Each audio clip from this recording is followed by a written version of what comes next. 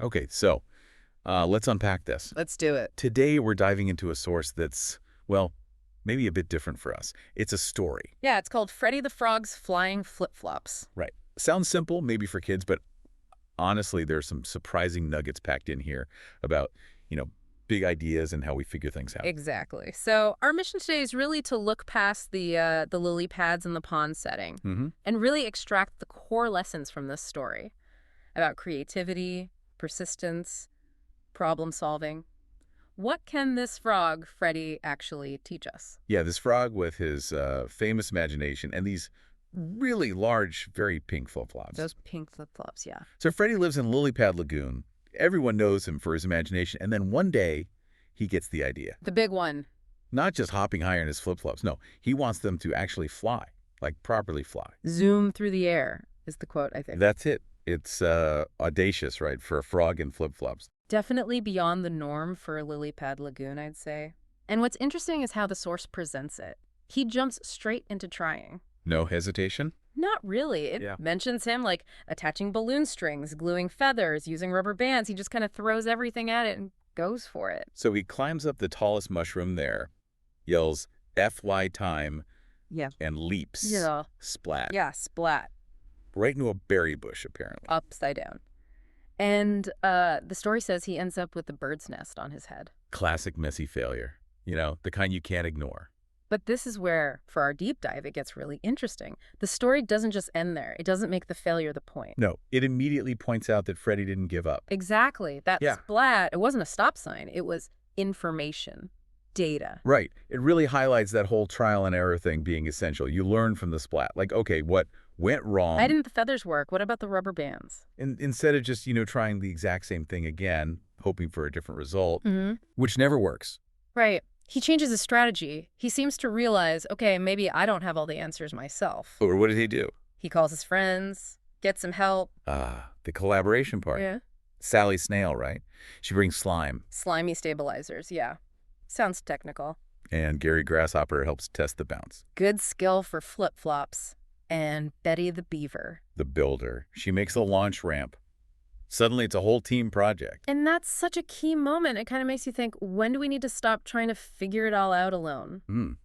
And start collaborating. Yeah, because the story suggests bringing in those different skills, different perspectives, it doesn't just help a bit. It makes the idea way better. They end up building the Flip-Flop 3000. Which is described as aerodynamic, frogtastic, and surprisingly sparkly. Like that. Me too. So this leads to attempt number 2, Froggy Flight Day 2.0. With the team's upgrades, the stabilizers, the ramp. Freddy hops on, gets balanced, and whoosh. He actually does it. Soars over the pond, does a loop. Makes a smooth landing. In a leafy hammock, no less. Success. But here's the thing. The source is very specific about his reaction. He shouts, "It worked." Sort of. Sort of. I love that. The crowd cheers, he gets his reward, a juice box, but there's that little qualification. It wasn't maybe perfect, sustained flight as he first dreamed it, perhaps, but it was definitely flight. It was success of a kind. So let's recap Freddy's journey here. Started with this wild, imaginative idea. Check. Hit a very real, very messy splat moment. Definitely check. Taught us that learning kind of needs that trying and failing. Then the crucial pivot.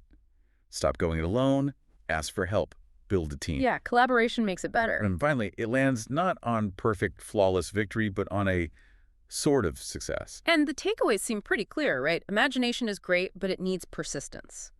Failure isn't the end, it's just feedback. Essential data for the next try. You're working together, collaborating, that strengthens the idea. Oh, and maybe flip-flops can fly with enough belief and feathers. And slime, apparently. Don't forget the slime. Right. So thinking about this, what does Freddy's little adventure mean for you listening? Yeah. Have you ever had a really wild idea? Something that seemed, impossible? Or faced your own splat moment? Yeah. Where it just went completely wrong? Or maybe knew when it was time to call in your own team or friends, colleagues, family to make something actually happen. And that it worked, sort of. That feels incredibly real, doesn't it? For so many things we try. It really does. It makes you question what success even means sometimes. Is it hitting the bullseye exactly as planned? Or is it just making real progress, learning a ton, and getting close? achieving something meaningful, even if it's not the original picture. Exactly. So here's a final thought to maybe mull over after this deep dive. Yeah. What's a goal or an idea you're working on right now Hmm. that might realistically end up being a sort of success? And what could that sort of outcome actually teach you? Maybe something that perfect, flawless success wouldn't.